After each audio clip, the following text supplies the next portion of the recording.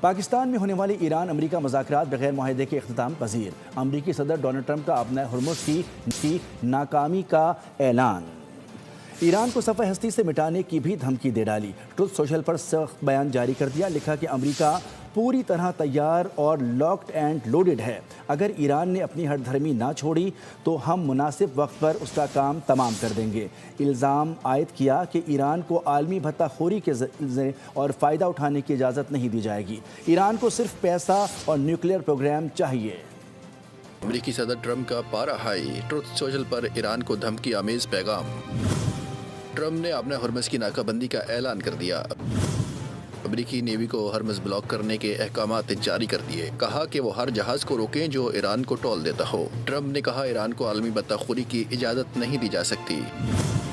ہماری تیاری مکمل ہے، ہم لاکڈ اینڈ لوڈڈ ہیں۔ اگر ایران نے اپنی ہٹ دھرمی نہ چھوڑی تو ہم مناسب وقت پر اس کا کام تمام کر دیں گے۔ ٹرمپ نے الزام عائد کیا کہ ایران کو صرف پیسہ اور نیوکلیئر پروگرام چاہیے۔ مذاکرات میں کئی نکات پر اتفاق ہوا، لیکن ایران جوہری عزائم سے پیچھے نہیں ہٹا۔